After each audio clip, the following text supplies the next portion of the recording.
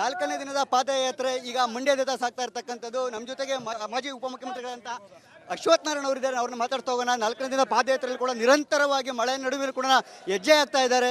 ಮಾತಾಡ್ತಾ ಹೋಗ್ತೇನೆ ಅವ್ರನ್ನ. ಸರ್, ರಾಜ್ಯ ರಾಜಕಾರಣದ ಬಗ್ಗೆ ನಾವು ಒಂದಷ್ಟು ಮಾತುಕತೆಯನ್ನು ಆಡೋದಾದರೆ, ಸಿದ್ದರಾಮಯ್ಯ ವಿರುದ್ಧ ಪ್ರಾಸಿಕ್ಯೂಷನ್ ಕೊಡೋ ವಿಚಾರವಾಗಿ ರಾಜ್ಯಪಾಲರು ಕೂಡ ಚರ್ಚೆ ಹಂತದಲ್ಲಿದೆ. ತಮಗೆ ವಿಶ್ವಾಸ ಇದೆ ಸರ್ ಪ್ರಾಸಿಕ್ಯೂಷನ್ ಕೊಡ್ಬೋದು ಅಂತ ಹೇಳಿ? ನೋಡಿ,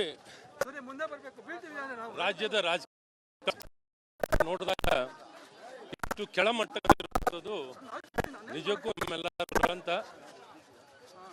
ಈ ಒಂದು ಪರಿಸ್ಥಿತಿಗೆ ಮುಖ್ಯವಾಗಿ ಕಾಂಗ್ರೆಸ್ ಪಕ್ಷ, ಕಾಂಗ್ರೆಸ್ ಸರ್ಕಾರ, ವಿಶೇಷವಾಗಿ ಮುಖ್ಯಮಂತ್ರಿಗಳಾಗಿರುವಂಥ ಸಿದ್ದರಾಮಯ್ಯನವರು ಸಂಪೂರ್ಣವಾಗಿ ಅವರ ಹಿಡಿತ ತಪ್ಪಿದೆ. ಅವರು ಸಂಪೂರ್ಣ ಭ್ರಷ್ಟಾಚಾರದಲ್ಲಿದ್ದಾರೆ. ನನ್ನ ಸಂಪೂರ್ಣ ವಿಶ್ವಾಸ ಇದೆ ಅವ್ರ ವಿರುದ್ಧ ಪ್ರಾಸಿಕ್ಯೂಷನ್ ಪರ್ಮಿಷನ್ ಕೊಡೋದು ಸೂಕ್ತ, ಕೊಡಲೇಬೇಕು ಅನ್ನೋಂಥದ್ದು ಇಡೀ ನಾಡಿನ ಜನರ ಅಭಿಪ್ರಾಯ.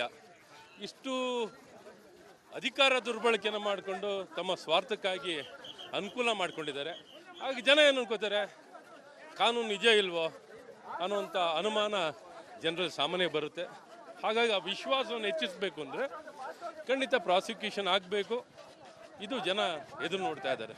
ಸರ್, ಪಾದಯಾತ್ರೆಗೆ ಕೌಂಟರ್ ಆಗಿ ಜನಾಂದೋಲನ ಕಾರ್ಯಕ್ರಮವನ್ನು ರೂಪಿಸಿರ್ತಕ್ಕಂಥದ್ದು. ಪ್ರತಿದಿನ ನಿಮಗೆ ಪ್ರತಿಯೊಂದಿನ ಪ್ರಶ್ನೆಗಳನ್ನ ಕೇಳುವಂಥದ್ದು, ತಮ್ಮ ಸರ್ಕಾರದ ಹಗರಣಗಳ ಬಗ್ಗೆ ಮಾತುಕತೆಯನ್ನು, ಮಾಹಿತಿಯನ್ನು ಕೊಡತಕ್ಕಂಥ, ಈ ರೀತಿಯಾಗಿ ದಿನನಿತ್ಯನೂ ಕೂಡ ತಮಗೆ ಕೌಂಟರನ್ನು ಕೊಡ್ತಾನೆ ಬಂದಿದ್ದಾರೆ.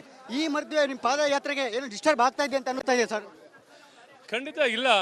ಜನ ಇವರ ನಡವಳಿಕೆಗೆ ಹಾಸ್ಯಾಸ್ಪದವಾಗಿದೆ.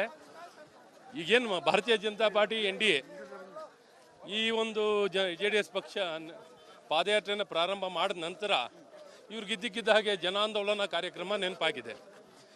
ಇವ್ರಿಗೆ ಭ್ರಷ್ಟಾಚಾರ ವಿರುದ್ಧವಾಗಿ ಅಧಿಕಾರ ಜನ ಕೊಟ್ಟಂಥ ಅಧಿಕಾರದಲ್ಲಿ ಇವ್ರು ಏನು ಮಾಡ್ತಿದ್ದಾರೆ. ಹಾಗಾಗಿ ಜನ ಇವ್ರ ಮೇಲೆ ಯಾವ ವಿಶ್ವಾಸನೂ ಇಟ್ಕೊಂಡಿಲ್ಲ.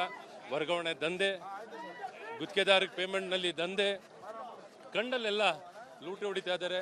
ಕ್ಷೇಮಾಭಿವೃದ್ಧಿ ಕಾರ್ಯಕ್ರಮದಲ್ಲಾಗಲಿ, ದಲಿತರ ಹಣದಲ್ಲಾಗಲಿ, ಮಹರ್ಷಿ ವಾಲ್ಮೀಕಿನಲ್ಲಾಗಲಿ ನೋಡಿದ್ರೆ 100% ಪೇ CM, 100% ಲೂಟಿ ಆಗ್ತಿದೆ. ಈ ರೀತಿ ಈ ಸರ್ಕಾರ ಕೇವಲ ಆಪಾದನೆ ಅಲ್ಲ, ಇದು ಸಾಕ್ಷಿ ಸಮೇತವಾಗಿ ಸರ್ಕಾರನೇ ಒಪ್ಕೊಂಡಿರುವಂಥದ್ದು. ಹಾಗಾಗಿ ಜನಾಂದೋಲನಕ್ಕೆ ಯಾವ ಮಾನ್ಯತೆಯೂ ಇಲ್ಲ. ಜನ ಅವ್ರು ಹೋಗಿರೋ ಕಾರ್ಯಕ್ರಮದಲ್ಲಿ ಅವ್ರನ್ನೇ ಪ್ರಶ್ನೆ ಮಾಡ್ತಿದ್ದಾರೆ.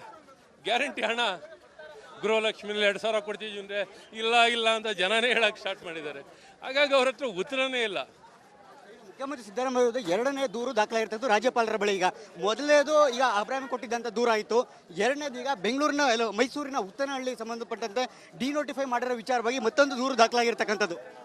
ಹೌದು, ಈಗ 400 ಕೋಟಿಗಿಂತ ಹೆಚ್ಚು ಹಣ ವಹಿವಾಟಾಗಿದೆ, ಹಗರಣ ಆಗಿದೆ ಅನ್ನುವಂಥ ಆಪಾದನೆ ಇದೆ. ಅವರ ಒಂದು ಅವಧಿಯಲ್ಲಿ ಮೂಡಾದಲ್ಲಿ ತುಂಬ ದುರ್ಬಳಕೆ ಆಗಿದೆ.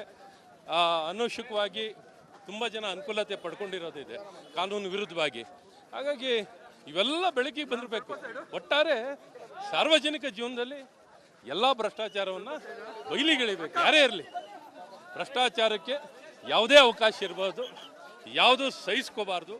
ಎಲ್ಲರೂ ಯಾರೇ ತಪ್ಪು ಮಾಡಲಿ ಅವ್ರಿಗೆ ಶಿಕ್ಷೆ ಆಗಬೇಕು. Thank you sir. ಇದಿಷ್ಟು ಕೂಡ ಮಾಜಿ ಉಪಮುಖ್ಯಮಂತ್ರಿಗಳ ಅಶ್ವಥ್ ನಾರಾಯಣ ಅವರ ಮಾತು. ಸಿದ್ದರಾಮಯ್ಯ ಅವರು ತಪ್ಪು ಮಾಡಿದ್ದೇ ಆಗಿದ್ದರೆ ನಿಜವಾಗ್ಲೂ ಕೂಡ ತಕ್ಕ ಶಿಸ್ತಿ ಆಗಲೇಬೇಕು. ಆದರೆ ಅದಕ್ಕೆ ಸಂಬಂಧಪಟ್ಟಂತೆ ಮೊದಲನೇದಾಗಿ ತನಿಖೆ